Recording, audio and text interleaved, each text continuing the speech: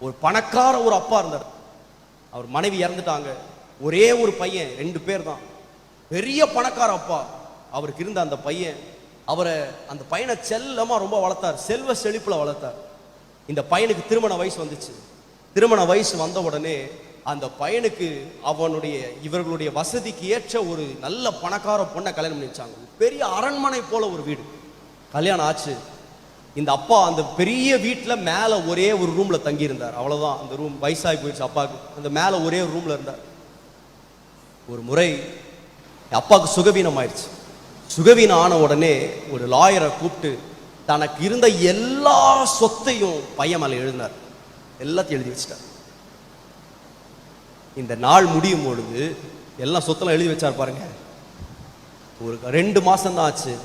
இந்த பையனும் மனைவி வந்தாங்க. வந்துட்டு சொன்னாங்க, அப்பா நீங்க எங்க கூட இருக்கிறது எங்களுக்கு சந்தோஷம் இல்லை, நான் உங்களை கூட்டிட்டு போய் ஒரு முதியோர் இல்லத்துல சேர்க்க போறேன்னு சொன்னேன். இந்த அப்பாவால் இதை ஏற்றுக்கொள்ளவே முடியல.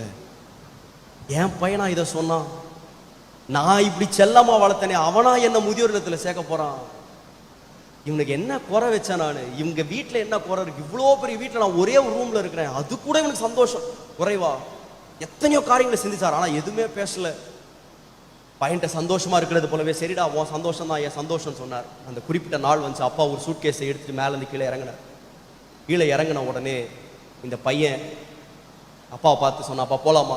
பையன் சொன்ன, அப்பா சொன்னார், போலாண்டா, நான் ஒன்னே ஒன்று, நம்ம கார்லலாம் போவேணா, நீ என் கூட நடந்து வரியா, நம்ம 2 பேர் நடந்தே போகலாம், கொஞ்சம் தூரம் தானே நடந்து போகலாம். சரின்னு சொன்னோம். 2 பேர் நடக்க ஆரம்பிச்சோம். ஒரு காட்டு வழியாய் போனோம்.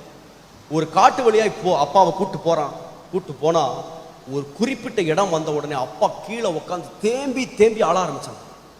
இந்த பையன் கேட்கறான், அப்பா ஏன்ப்பா அழுவுறீங்க, இது நல்ல முதியோர் இல்லம்பா, இதெல்லாம் பணக்காரர்கள் இருக்கிற இடம், நான் நிறைய காசு கொடுத்து உங்களை சேர்க்கிறேன், நான் வேணா 3 மாசத்துக்கு முன்னாடி 6 மாசத்துக்கு முன்னாடி வந்து உங்களை பார்க்க, நீங்க ஏன் அழுவுறீங்க? அப்பா நிறுத்தவே இல்லை, அழுதுகிட்டே இருந்தார். ஒரு 20 நிமிஷம் அழுது முடிச்ச பிறகு இந்த பையன் கேட்டான், அப்பா ஏன்ப்பா அழுவுறீங்க? அப்பா சொன்னாராம், டேய் நீ என்னை இந்த முதியோர் இல்லத்துல சேர்க்க போறன்றதுக்காக நான் அழுவலடா, நான் ஏன் தெரியுமா அழுவுறேன், 40 வருஷத்துக்கு முன்னாடி எங்க அப்பாவுக்கு நான் ஒரே பையன், எனக்கு கல்யாணம் ஆன உடனே எங்க அப்பா எல்லா சொத்தையும் எனக்கு எழுதி வச்சாரா, நான் என்ன தெரியுமா பண்ணேன், சொத்தெல்லாம் வாங்கிட்டு எங்க அப்பாவை இதே காட்டு வழியா, இதே ரோட்டு வழியா, இதே முதியோர் இல்லத்துக்கு கொண்டு வந்து சேர்த்தண்டா. 40 வருஷம் கழிச்சு நீ எனக்கு அதையே செஞ்சிட்டடா.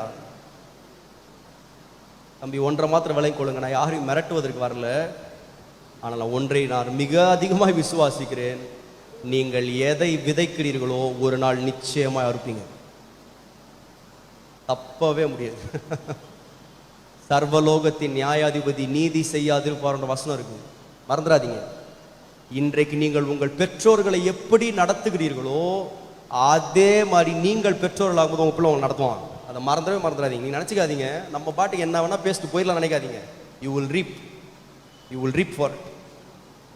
ஆண்டவர் நிச்சயமா அறுக்க வைப்பார். நீங்க நன்மையை விதைச்சு பாருங்க, நன்மை வளரும். நீங்க எதை விதைக்கிறீங்களோ அதான் வளையும்.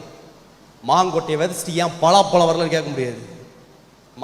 மாங்கொட்டையை வச்சா மாம்பழம் தான் வரும்.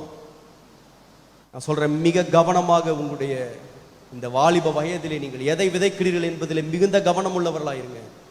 உங்கள் பெற்றோர்கள் கொடுக்க வேண்டிய கனத்தை கொடுங்க. நான் சொல்றேன், இன்றைக்கு எனக்கு தெரியும் நிறைய வாலிபர்கள் அம்மாவை அம்மானு கூட்டி எத்தனையோ வருஷம் ஆச்சு, அப்பாவை அப்பானு கூட்டி எத்தனையோ வருஷம் ஆச்சு, வீட்டுக்கு வந்தா என்ன ஆச்சு இப்படிதான் பேசுறோம், என்னமோ ரவுடி மாதிரி பேசிட்டு இருக்காங்க. ஒரு அன்பு இருக்காங்க நம்ம வார்த்தையில, ஒரு பாசம் இருக்கிறதா? நான் சொல்றேன், உங்களுடைய பெற்றோர்களை நீங்கள் ஏதாகிலும் மன வருத்தப்படுத்தி இருந்தீங்கன்னா, நான் தொடர்ந்து பேசுவதற்கு முன்பதாக, if you hurt your parents, நான் தாழ்மையா கேட்கிறேன், உங்களுடைய பாதங்களை பிடித்து கொண்டு கேட்கிறேன், உங்களுடைய பெற்றோர்களுக்கு நீ எதையாகிலும் அவர்கள் அழும்படியாக, அவர்கள் மனது புண்படும்படியாக ஏதாச்சும் காரியத்தை செஞ்சிருந்தனா, இன்னைக்கு ஒரு தீர்மானத்தை எடுங்க. ஆண்டவரே, நான் வீட்டுக்கு போன உடனே அவர்கள் கரங்களை பிடித்து நீங்க மன்னிப்பு கேளுங்க, அம்மா என்னை மன்னிச்சிருங்க, அப்பா என்ன மன்னிச்சிருங்க. நான் சொல்றேன், அவர்களோட ஒப்புரவாகுங்கள். எவ்வளவு நாள் வாழ போறாங்க? இன்னொரு 10 வருஷம் வாழ்ந்துருவாங்களா? இன்னொரு 15 வருஷம் வாழ்ந்துருவாங்களா? இன்னொரு 20 வருஷம் வாழ்ந்துருவாங்களா? அவங்கள சந்தோஷமா அனுப்பிச்சு வைங்க. உன்னால முடிஞ்ச அன்பை காட்டுங்க.